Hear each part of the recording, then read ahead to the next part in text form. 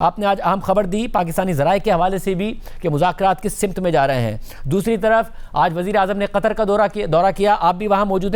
हैं। कुछ दोस्त ममालिक के हवाले से तो खबर आ रही थी कि वो ज़्यादा खुश नहीं है पाकिस्तान के किरदार से, सीज़ फायर के मामले से। कतर वाज़े तौर पर खुश है जिस तरीके से इस्तकबाल किया गया और जिस तरीके से बात आगे बढ़ रही है और पाकिस्तान उन्हें एतमाद में लेकर आगे बढ़ रहा है। जी बिल्कुल, आपको ये नजर आ रहा है इस वक्त कि पाकिस्तान की भरपूर कोशिश ये है कि न सिर्फ अपने वो ममालिक जो 4 ममालिक इस पूरे सिलसिले में शामिल थे, तुर्की, सऊदी अरब और मिस्र के अलावा बाकी ऐसे लोगों को भी जिसमें कतर सर फहरिस्त है, उनको अपने इस एफर्ट में शामिल कर दे, क्योंकि इस कोशिश को कामयाब करने के लिए आपको हर उस जगह की जरूरत पड़ेगी जो किसी न किसी तरीके से अपना असर रसूख इस्तेमाल कर सके, चाहे वो ईरान पे हो या अमेरिका पे हो, ताकि उनको इस बात पर आमादा किया जाए कि वो इस डील की तरफ आ सके। हमें बहुत ऐसी खबरें तो सुनने में मिली कि पाकिस्तान की तरफ से भरपूर कोशिश की जा रही है, चाहे वो न्यूक्लियर मामलात हो,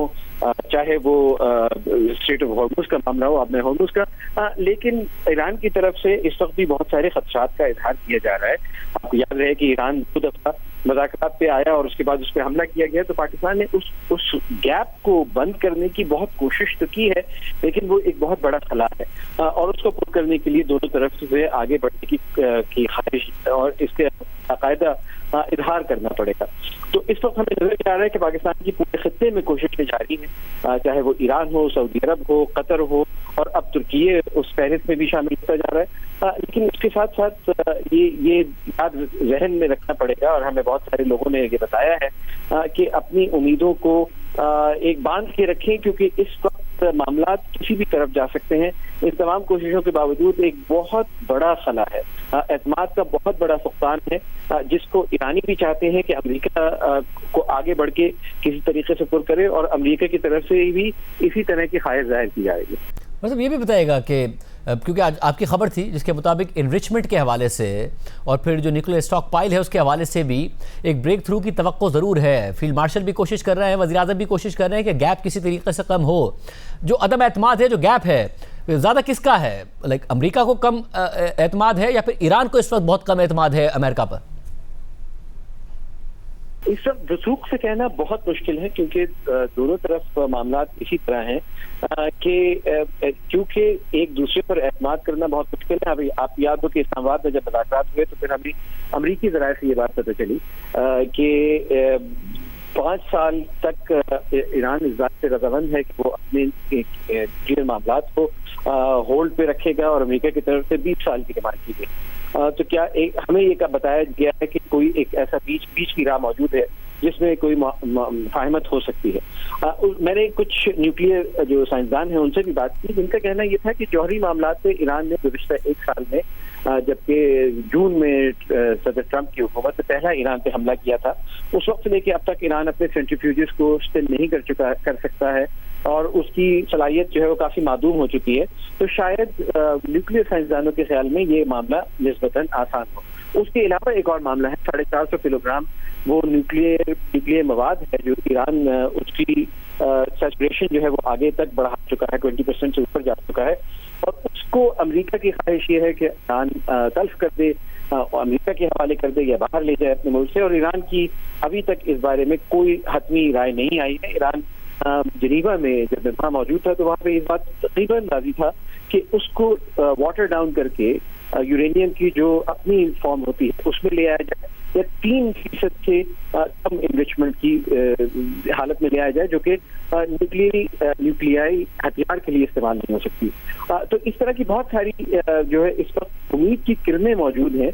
कि अगर ऑफ रैंप लेना चाहें तो बहुत सारी जगह ऐसी हैं जहाँ पे ईरान ऑफ रैंप ले सकता है, लेकिन उसके लिए अमेरिका को इस बात की कहानी करानी पड़ती है उनको कि ये जो हमले अमेरिका और इसराइल बार बार उन पर कर रहा है उनकी क़यादत को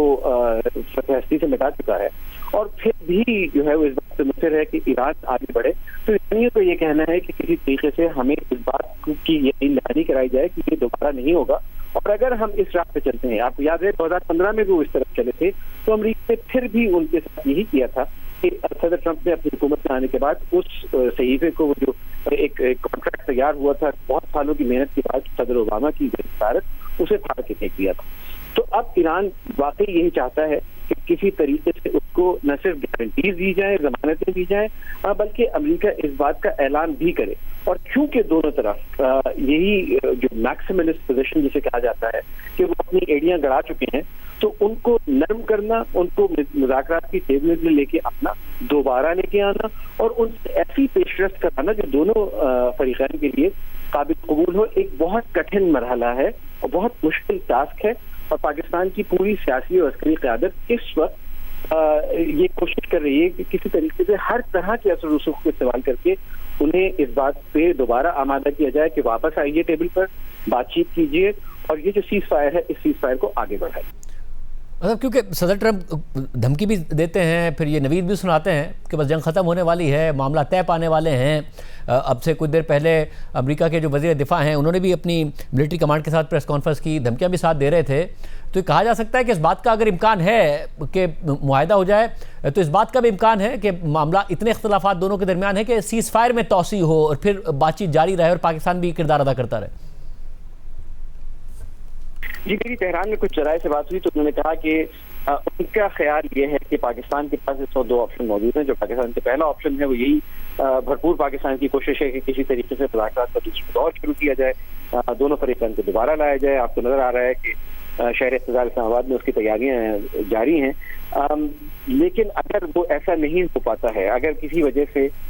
दोनों पार्टीज में किसी किस्म की इत्तेफाक नहीं हो पाता कि वो वापस आए टेबल पे, तो पाकिस्तान की दूसरी कोशिश, ऑप्शन दूसरा ये है कि इस सीज फायर को आगे बढ़ाया जाए। उसके बारे में हम बहुत सी बातें सुन चुके हैं कि उसे 5 हफ्ते पे ले जाया जाए, 45 दिन पे कर दिया जाए ताकि अफवाह तफहीम से मामला तय हो सके। लेकिन अभी इन तमाम बातों के बारे में किसी भी चीज को हतमी कहना बहुत मुश्किल है, क्योंकि उसकी वजह यह है कि ईरान की तरफ से भी बहुत पोजीशन ली गई है और अमेरिका भी किसी चीज पे राजी नहीं है। से थोड़ी देर पहले एक प्रेस कॉन्फ्रेंस हुई जिसमें आज उन्होंने कहा कि उनकी उंगलियां अभी भी ट्रिगर पे मौजूद है और अगर ईरान जो है वो समझता है कि वो उन्हें अपनी टर्म्स दिखा सकता है तो वो ईरान को ऊपर दोबारा हमला करने की न सिर्फ सलाहियत रखते हैं बल्कि रीलोड कर चुके हैं। तो इस तरह के माहौल में जब जंग बंदी हो लेकिन धमकियों का सिलसिला जारी हो, तो उस जंग बंदी में तोसी एक बहुत मुश्किल मामला है और उसको आगे लेके बढ़ना ऐसी फजा में जहाँ पे दोनों फरीकैन एक दूसरे पे बिल्कुल 0% जो है वो एतमाद है, तो एक मुश्किल काम है। और इसीलिए आपको नजर आ रहा है कि पाकिस्तान की तमाम तर क़यादत इस मुल्क से बाहर है और फरीकैन को और उनके दोस्तों को, उनके नेबरहुड को और उनके तमाम वो लोग जो उनसे किसी किस्म की बात कर सकते हैं, उनको भी रजामंद कर रहे हैं कि उनको दोबारा मेज पर लेकर आएंगे।